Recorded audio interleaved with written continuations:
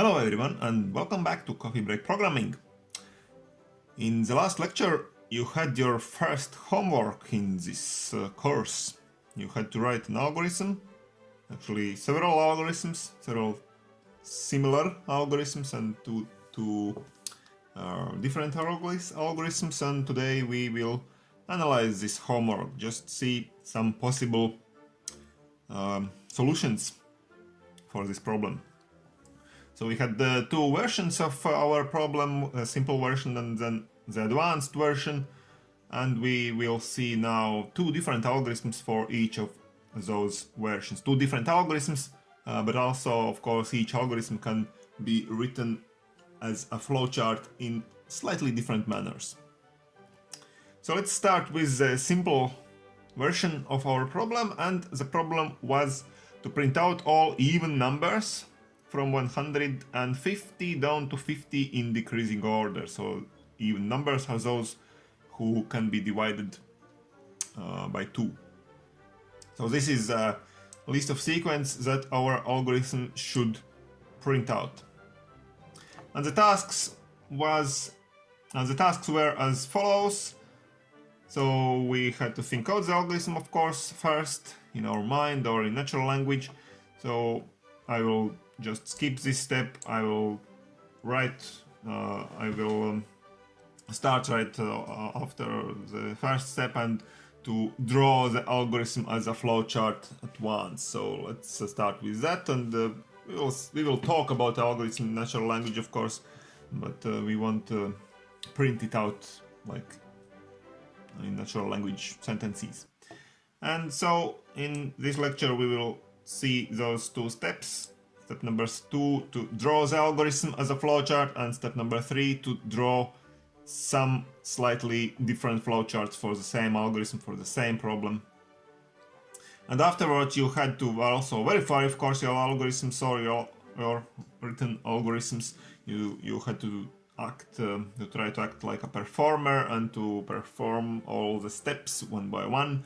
I will do a little bit of that also today, but not the full verification, of course. So let's start with algorithm 1 for the homework, 1 for the simple problem. And this is a very nice, easy, simple algorithm written as a flowchart for printing out numbers starting from 150 down to 50. So we can see here those two meaningful numbers, and actually this approach is just the same as we saw in the last lecture, where we had to print out numbers. I think it was from 1 to 100. So we start with x value of 150 in this case, and what we do here in this loop, we print out x. So we see that the first number that will be printed out will indeed be 150, and afterwards we perform such an operation. X equals x minus 2. It means to decrease the value of x by 2. So how it's being done here. So if we start with x value 150 here, so now here we want to assign to x this value that is written in on the right hand side of this equality operator, assignment operator actually it's called. And so we start with calculating the value that is written here on the right hand side, x minus 2. This is the value we must calculate at first. And we can calculate it because we know the value of x, it's 150. So 150 minus 2, it's 148. And then when we have calculated what is written on the right hand side, then we can assign this value, newly calculated value, to this variable that is written here on the left hand side. This is how the assignment operator works. Always we will do it like this. Also in this very simple case, now we have calculated 148 and we assign 148 as a new value of x. So here where we store the value of x, we can write that it is now 148. And afterwards we go here to this question again: is x greater or equal than 50? So yes, it is, because it's 148. So we go along the plus arrow here back to this part here where we again print out x. Now we print out 148. So we started with 150. Now we print out 148. Now we go here, we again decrease the value of x by 2. So x is now 146. Now we go here and check whether or not x is still greater or equal to 50. Yes, it is. We go along the plus arrow, we print out x, this one, 146, and so on. We can see that we start building our sequence of numbers in the correct manner. We started with 150, and we indeed print out all even numbers in decreasing order. And now we also, of course, have to check the ending border, the ending boundary. So we let's assume we have reached the value of x of say 52.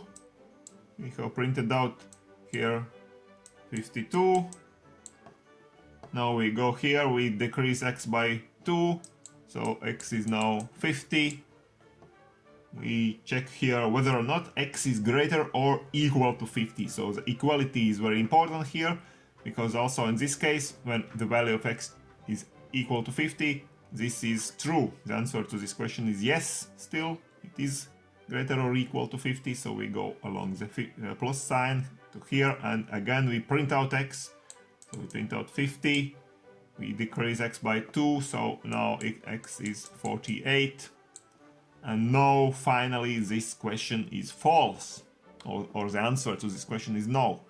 X, when it is 48, it is not greater or equal to 50, so we go along this minus arrow and end the algorithm, and we can see that we have indeed printed out all even numbers from 150 till exactly 50. So this algorithm works, and it's a correct algorithm for our problem. So let us now think a bit how we can alter our algorithm. Erase all ink, so that it's written a slightly different manner, let's say. So for example, this question, always when we have such questions, we can easily swap the question, as we saw in the previous lecture. We can switch around those arrows, plus and minus arrow, and then we have to think out the opposite question of this question. Of course, now we know that the opposite question of x is greater or equal to 50. What will be the opposite question? The opposite question, of course, will be x is less than 50. So we now have written here the opposite question, and we have switched around the arrows, plus and minus, and everything else stays the same, and this is also a correct algorithm. If you want, you can verify this algorithm just like we just did by going through the steps one by one, but it's always a true assumption that when we switch arrows and switch the question to the opposite question, the algorithm stays just as it was, true or correct or incorrect, but the same. Okay, so we have, of course, to understand that this is indeed the opposite question of this one. If you are not sure about it, you can always create a table like we did last lecture, and try to evaluate the answers to those questions by trying different values of x. Let's see what happens. So now, how could we change the algorithm? Once more, we can now swap those two boxes around. Here we can see we can switch the order, so we start with decreasing x by 2 and then printing out. And in this case we have to also change the starting value of x, of course, because we want to start printing out numbers by 150. So the starting value of x is 152 in this case, but we start with decreasing x by 2 right away. So now x is 150 and the first number that will be printed out here is 150. And also the ending condition, the ending question is changed here. So the ending question is if x is greater than 50, then we go back to here, otherwise we end the algorithm. So again, of course, you have to check, to verify very carefully this algorithm. I won't do it here. You can do it on paper by your own. And also this algorithm produces the correct sequence of numbers. It should be so. Now, if we want to go on and slightly change again something, we can change again, for example, this question again to the opposite question and change the arrows, plus and minus. So this would be the opposite question of if x is greater than 50 was our last question, and now we have written the opposite question like that: x is less or equal to 50, and the arrows have been switched around. Now let's think about this question a bit more in details. How can we write the same thing, not the opposite question, but the same question in some other way? So x is less or equal to 50. What does it actually mean? It means that the x can be 50, x can be 51. No, 51, but less than. So if this is true, x can be 50, x can be 49, 48, and so on. So the same thing can be written, for example, like that. X is less than 51, right? Because we only operate here with integer numbers, not with real numbers, with a comma and something like that. So if x is less or equal to 50, it's the same as to ask if x is less than 51, right? So we can also write it here. X is less than 51, nothing else has to be changed. It's still a correct algorithm. And even more, in this case, we can see that we go down the string of arrows, string of numbers by 2. We only operate with even numbers. So actually, the same thing can also, in this case, be written as x is less than 52, right?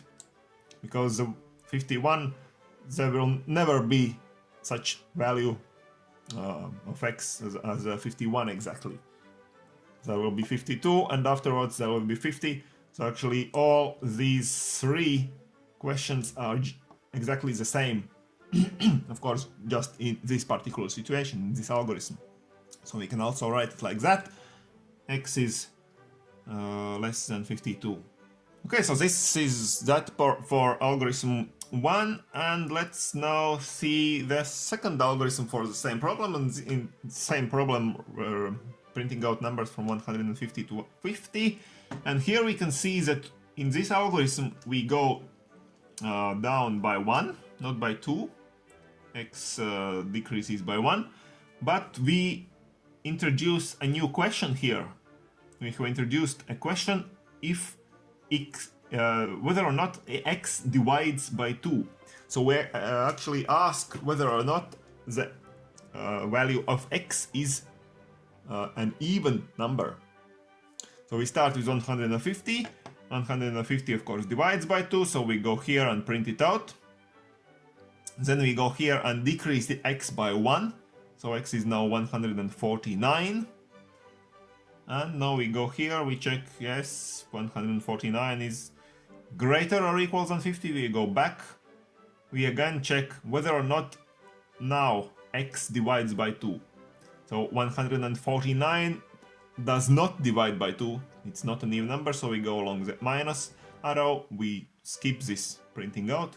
We go here and we just continue decreasing x by 1. So now x is 148. We go again here, still bigger than 50.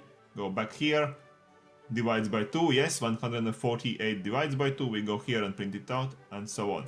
So in this algorithm we go like that. We go first of all like this direction in the loop. Afterwards, next iteration of loop we go here. Next iteration again here through printing. Then again here. Then again through printing. Then skipping printing, and so on. We go like that. Okay. And finally, when we will reach the value of x that will not be greater or equal to 50, then we will end the algorithm. So this is a very interesting approach again also. And we will take this algorithm as the base algorithm for our second homework, for the advanced version of the homework. Okay. So let's go to the second homework, the advanced version, and the advanced version was the following problem: to print out all even numbers from x down to y, not concrete numbers here, but values of x and y are entered by the user. So user enters from and to values, and we again print all even numbers in this interval. And here we can see the first approach of our algorithm for this problem. So we start by letting user to enter two values here. First of all, we as owners of as the authors of the algorithm, we say that the performer must print out something on screen, print out this sentence, enter x and y, because when user will execute the program, the computer must ask something to the user, not to just to show blank screen and wait for the input, because the user will not understand what is being waited from him in this case. So the text is being printed out, enter x and y, and now we have reached this this box is shaped like that, which means input. And we can also write two input boxes if we like. We can write x, and then we can go to next input box, and we can write y in that box. It is the same as to write both variables in one box. We can do it either way. So here it means that user enters one value, prints enter, presses enter, and then the user enters another value for y, again presses enter, and only then the performer goes to the next box and further to the algorithm.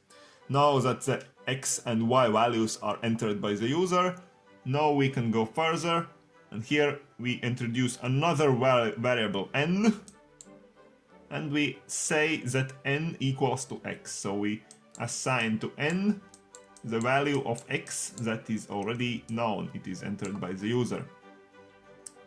So it is very important that we write it like that. The n is written here on the left hand side of this assignment operator, and x, this is the value we assign, it is written on the other part, on the right hand part. It's of course not not correct to write like that. X equals n or x assign n. This is totally incorrect way. No, this is correct way of assigning value to n, and actually this part of the algorithm is just the same as we saw before in our previous homework 1 example, with the only exception that the starting and ending values are denoted by x and y, not 150 and 50 like we saw before. And the name of the variable is different, n instead of x, as we saw in the previous example. But otherwise it's the same algorithm, that checks whether or not n divides by 2, and then prints out n if it divides by 2, and then decrease n by 1, and check whether or not n is still greater or equal to the ending value y. And here we have introduced one more box here just to enrich the algorithm, so to say. Here are your numbers. This is the sentence that is being printed out before we start printing our numbers. We can just print it out if we want. It's not, of course, obligatory to do. So here we can see that we can exploit the same algorithm. We just start with value, not concrete value, but value entered by the user, and we end by value entered by the user. And we can notice that in this case it's not obligatory that x and y are themselves even numbers. For example, if user enter x equal to, let's say, 77 and y equal to, let's say, 31, then the task was to print out all even numbers from this one to this one. So we should print out starting from 76 all the way down to 32. This is what we should print out. And if you check this algorithm carefully, you can see that we indeed print out these values. Because when we start with 77 here, n equals 77, we start by this question, n divides by 2, and the answer is no.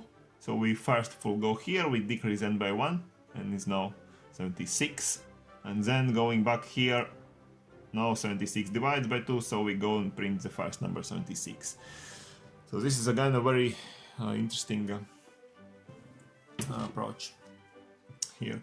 And let's see another algorithm for the same second advanced problem. So here actually is the same starting. We enter x and y, and afterwards you can see that we don't use the auxiliary variable n as we used in the previous algorithm. So we don't use n, but we use the same variable x here. And here we ask whether or not x divides by 2, this first number entered by the user. And then we print out x, and then we decrease x by 1, and then we see whether or not x is still greater or equal to the ending number y, and so on. So we print out and decrease the same variable as we have entered. So this is also a way how we can do the algorithm. The variable n is not necessary. We can do without it. The variable x can be used instead of n, and we just decrease x and print out x when necessary. So this is again a correct way of writing this algorithm. You should really check all those algorithms. If you are not sure about whether or not they are correct and they work correctly, you should check them one step at a time.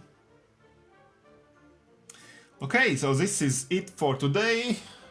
We saw two problems, simple version of our problem and advanced version of our problem. We saw two different algorithms for each of those problems, and for some of those algorithms we also saw slightly different versions how the algorithm can be written down. So that's it for today, for this homework, and we will continue with our course in the lecture 9.